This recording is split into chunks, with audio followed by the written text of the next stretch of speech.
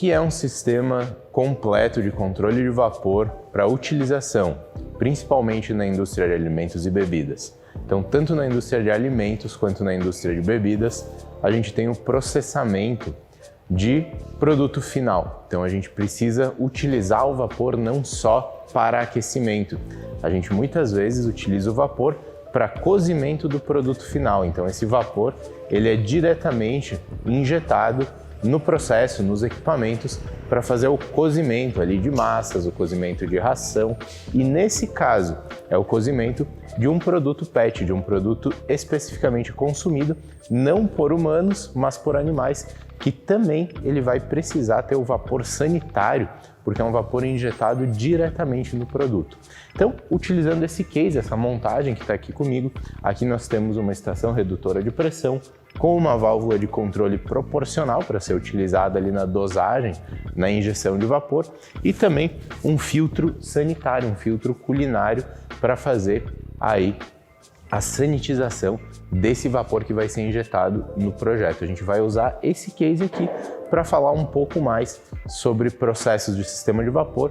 Então, no ponto de consumo, lá na utilização, como que o vapor que é gerado numa caldeira, que passa lá pelo coletor distribuidor, pelas tubulações, quando ele chega no equipamento, o que a gente precisa fazer para aproveitar o melhor potencial de transferência de energia, então o maior potencial de troca térmica do vapor lá no processo, lá no equipamento.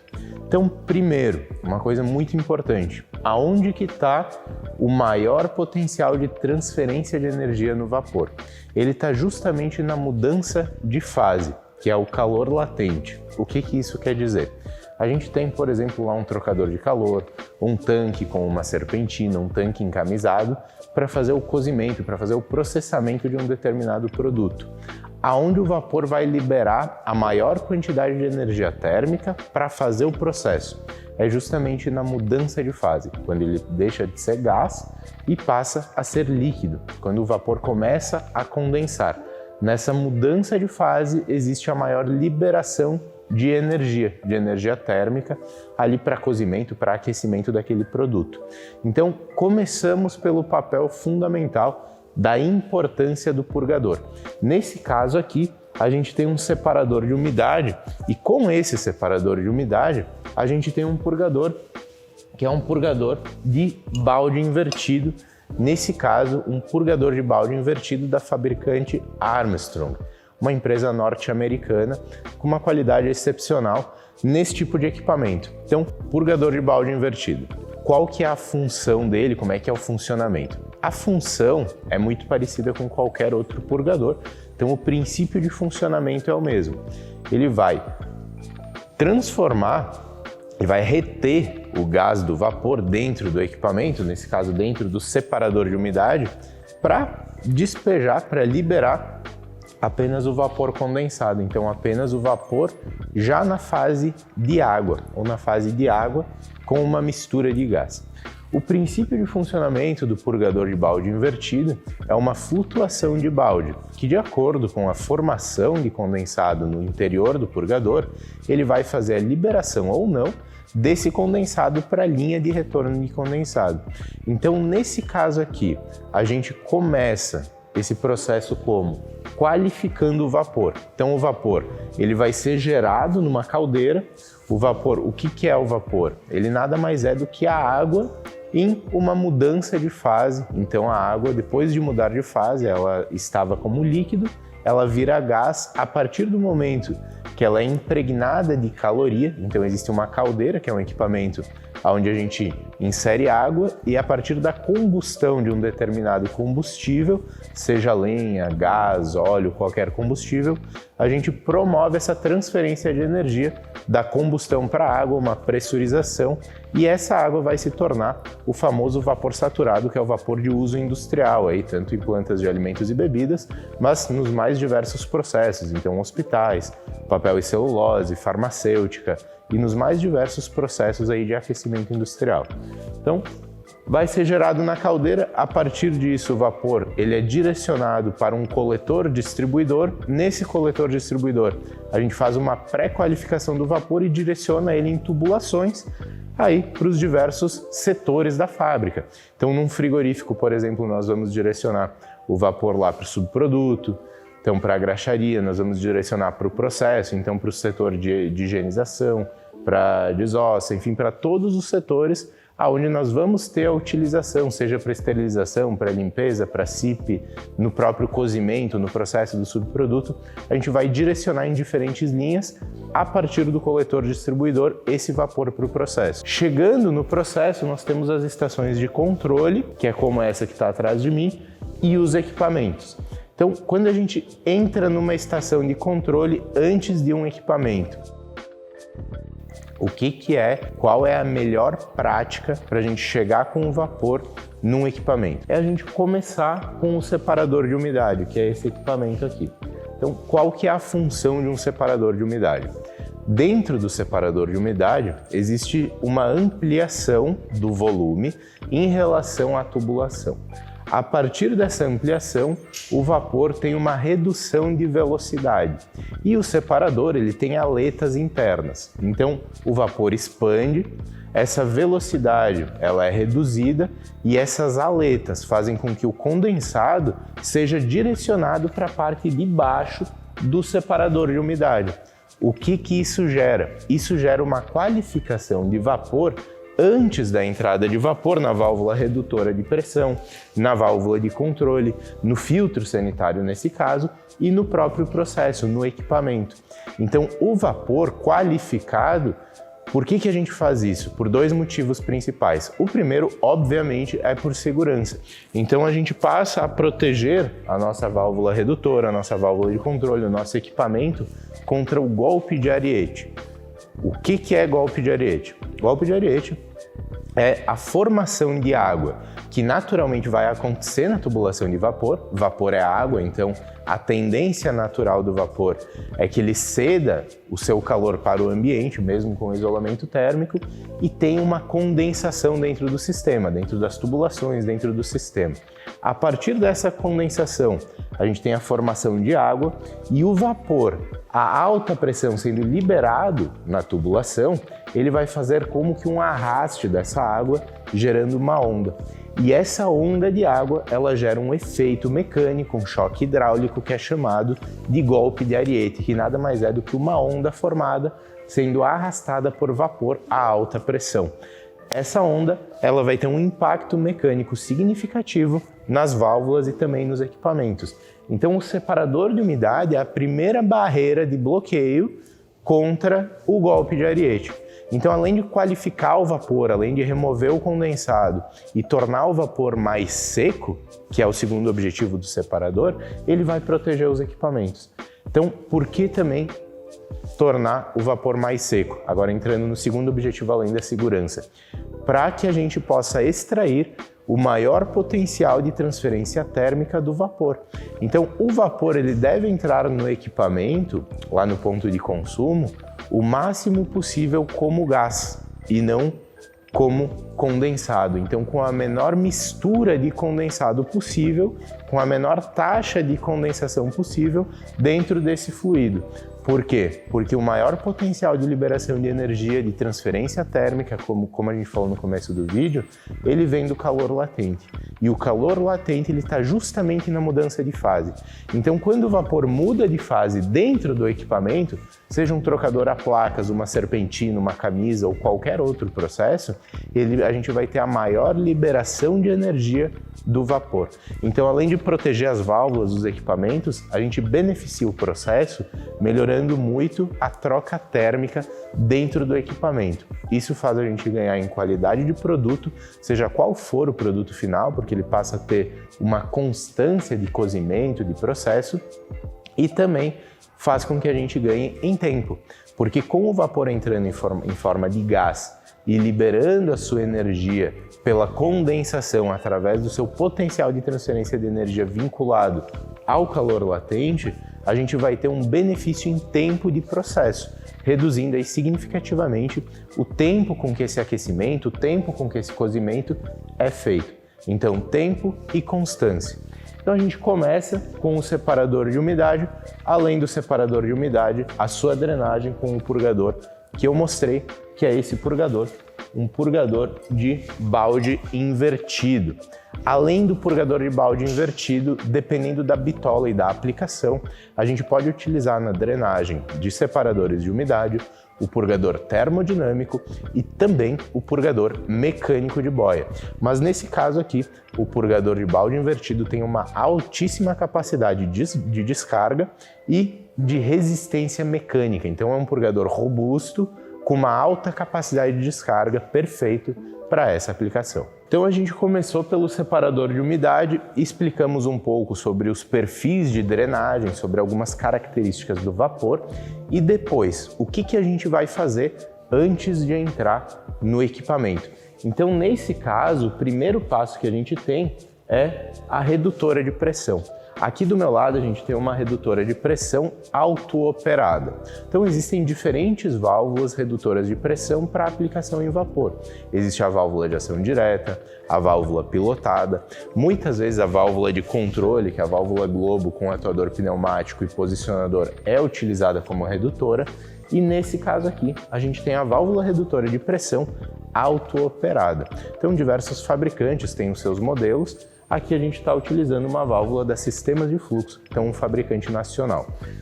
Essa válvula ela tem uma característica muito interessante, que é o seguinte: se a gente varia por algum motivo a pressão de entrada da válvula, ela vai corrigir e não vai variar a pressão de saída. O que isso quer dizer?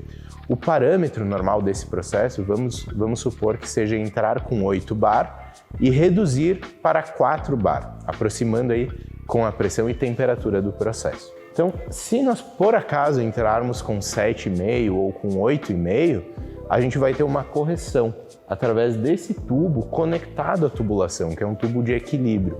E esse tubo vai fazer uma correção interna da válvula que vai promover o correto ajuste na pressão de saída. Então é uma válvula extremamente precisa e estável, porque ela fica o tempo todo se corrigindo. Então ela absorve as oscilações de pressão e corrige a pressão de saída.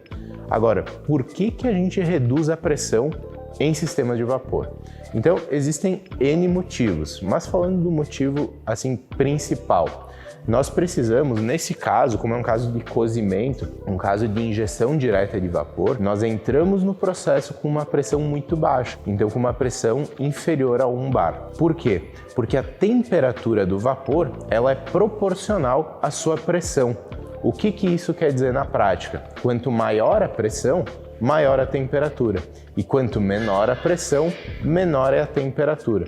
Nesse caso, por exemplo, 8 bar, a gente vai ter algo em torno de 180, 178, 180 graus. Reduzindo para 1, 2 bar, a gente vai reduzir essa temperatura ali para casa dos 110, 115, 120 graus, muito mais próximo à temperatura do produto.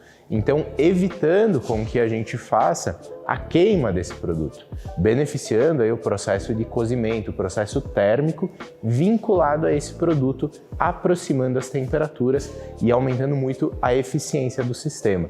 Então, com a válvula redutora, a gente traz uma estabilidade, a gente garante que a pressão de processo ela seja constante e a gente aproxima, através do controle da pressão, a temperatura, com a temperatura ideal do processo. Voltando para o que eu falei sobre o calor latente, sobre a transferência de energia, num trocador de calor, quando a gente reduz a pressão, ao invés de demorar mais para processar por reduzir a temperatura, na verdade a gente faz isso mais rápido, porque a gente aproxima as temperaturas e a gente beneficia o processo de mudança de fase do fluido, fazendo com que a liberação de energia seja mais rápida, a troca térmica seja mais rápida e aconteça de uma maneira mais constante.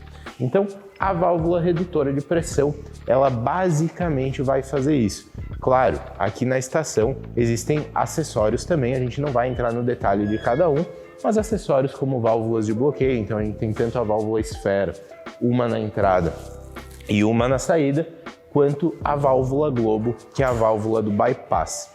Aqui um detalhe importante, temos o filtro Y também, que é um filtro com uma tela de aço inox 0,8 milímetros, que protege aí contra sujidades, carepa de solda, e outros tipos também de sujidade e óxidos que tem na tubulação, assédio da válvula. Então a gente tem o filtro na entrada para uma proteção mecânica.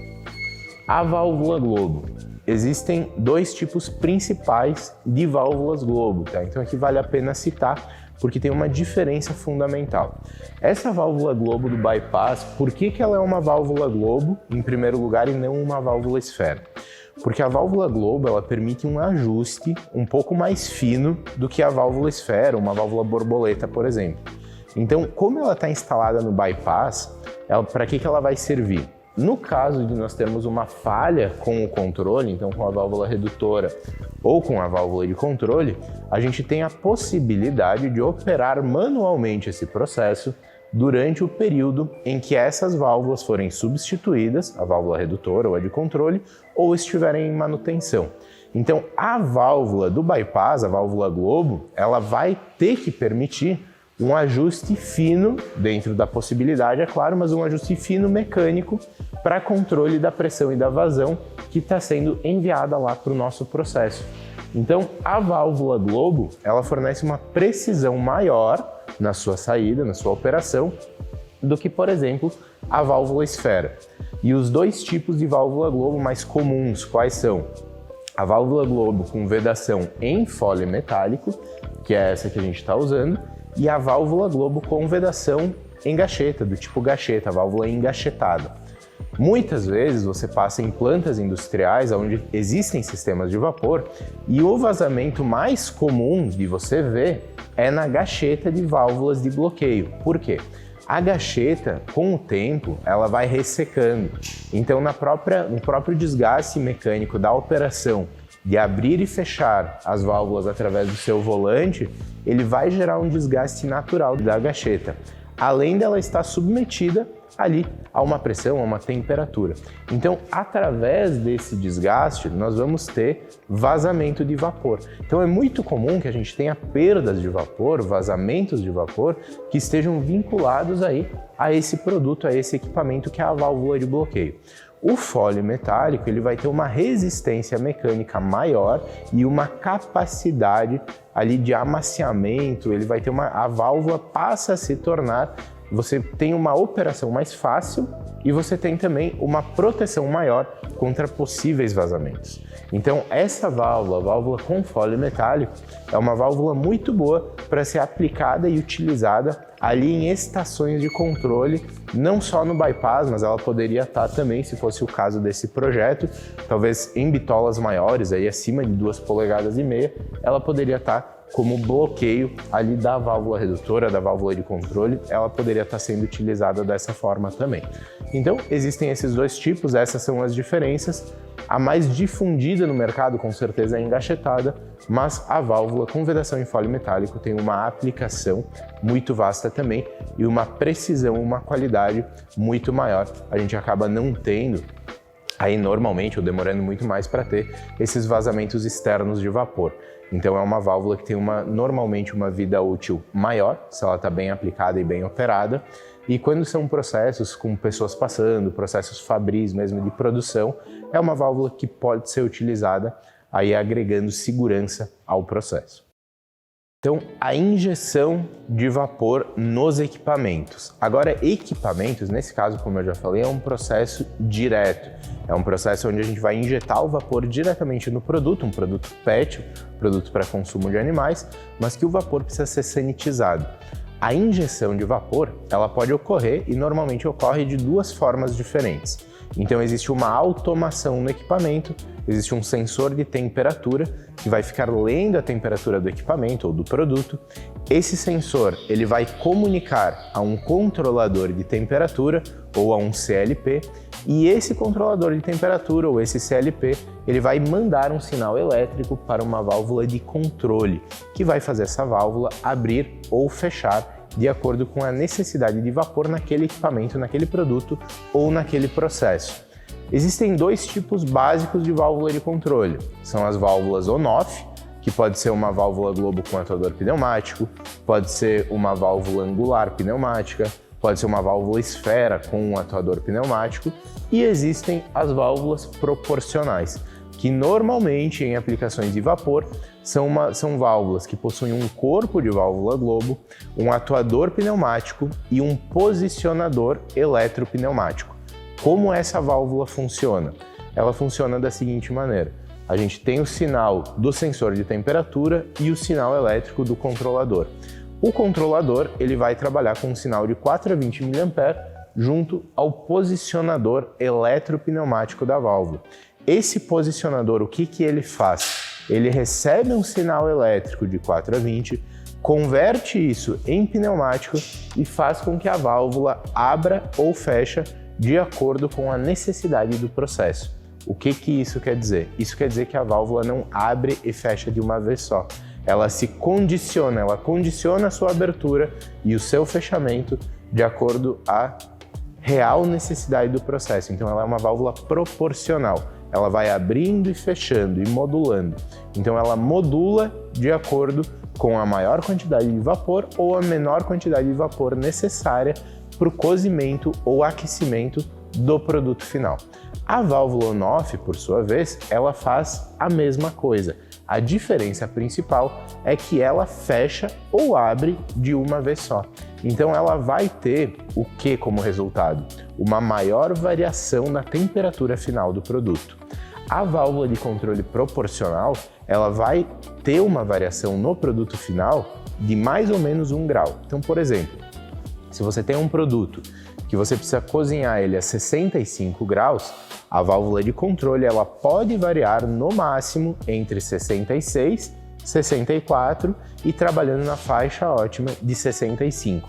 Se você possui um sistema on-off de injeção de vapor, de controle, você vai variar entre 70 e 60. Então ela vai ter uma variação de mais ou menos, e isso se o processo estiver muito bem ajustado, de 5 graus para mais ou para menos. Então no mesmo caso, 65 graus, ou você com a válvula de controle proporcional, ou você vai variar 1 grau para mais ou para menos, ou com a válvula de controle on-off, você vai ter uma variação ali de mais ou menos 5 graus se a válvula estiver bem dimensionada, bem instalada e com um vapor de qualidade.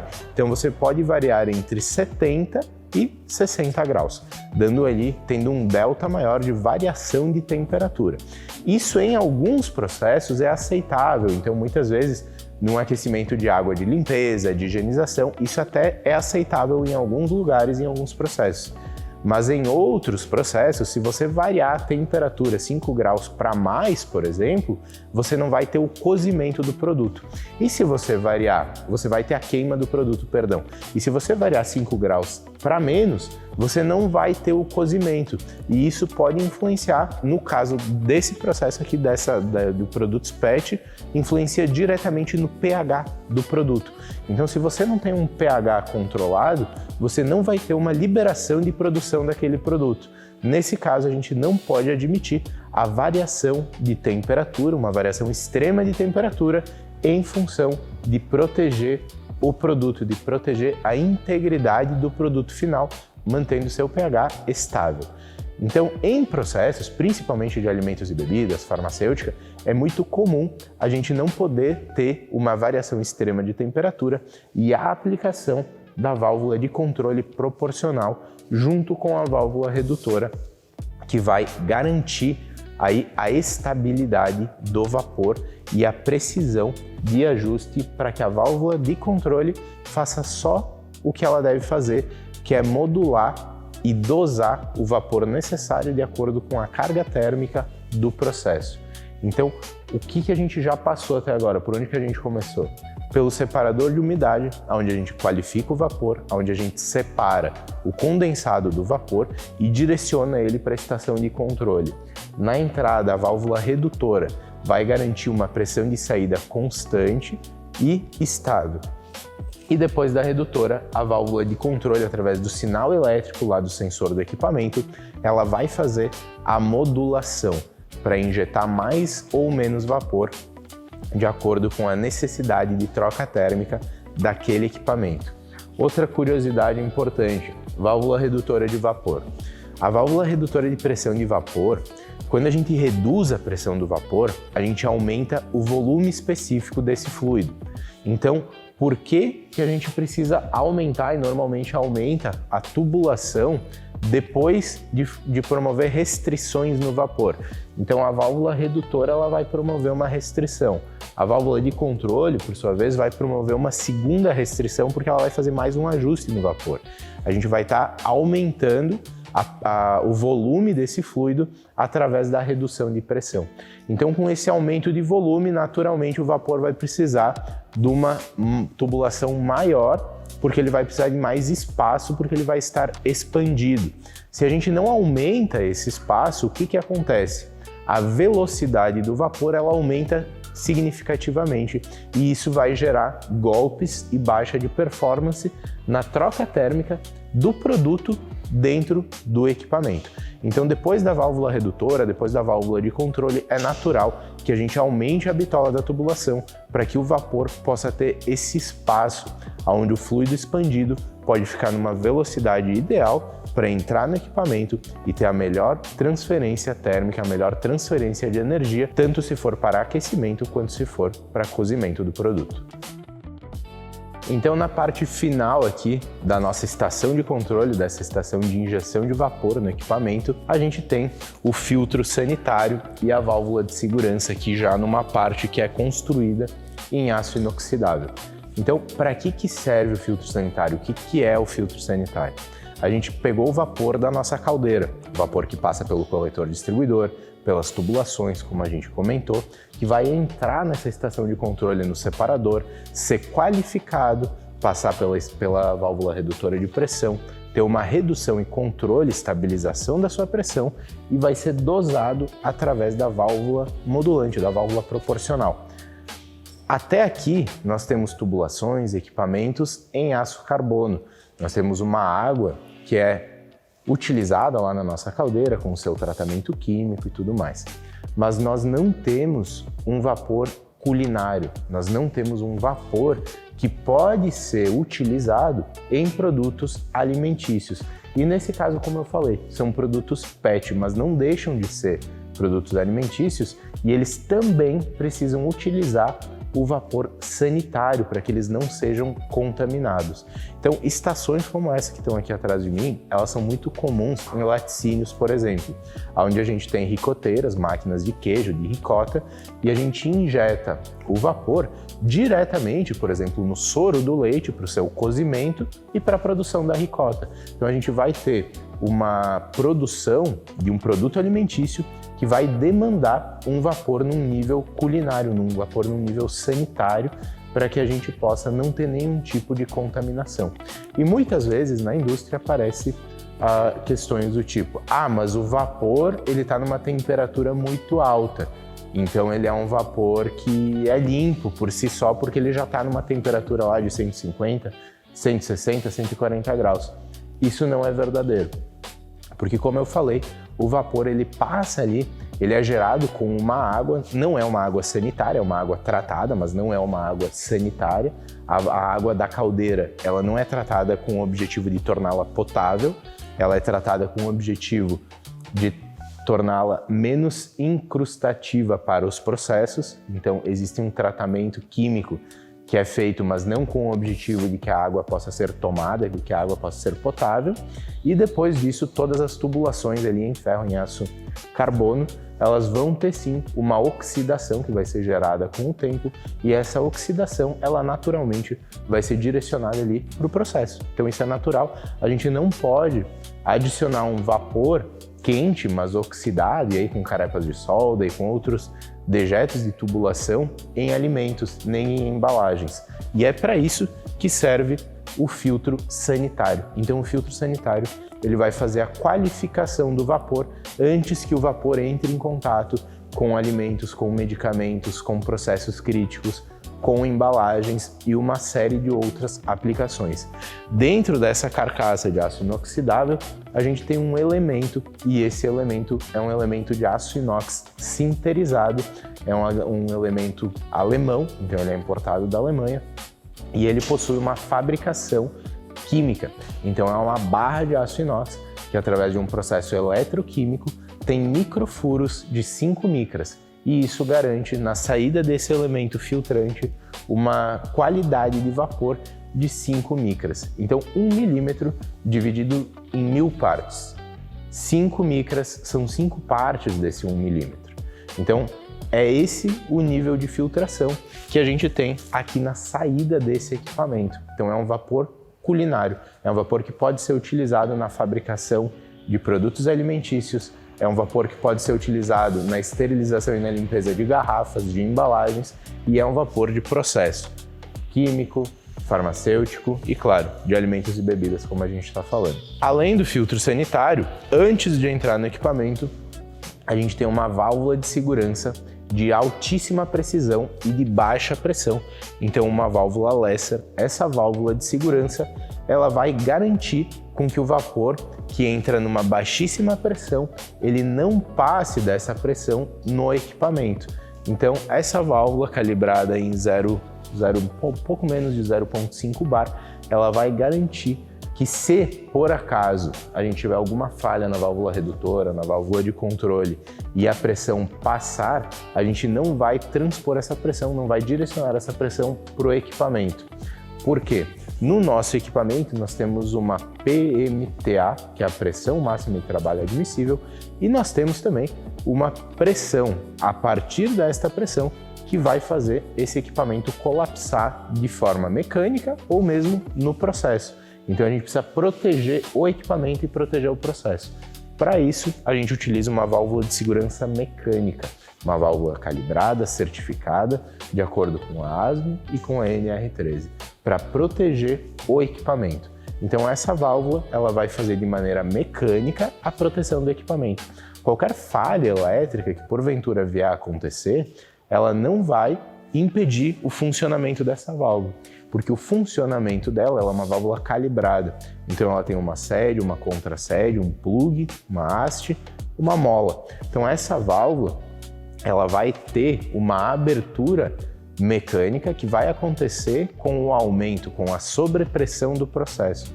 Então, mesmo com qualquer falha elétrica, com qualquer falha de processo, a válvula, ela vai operar, ela vai abrir da mesma forma, protegendo ali tanto o processo quanto o equipamento em questão.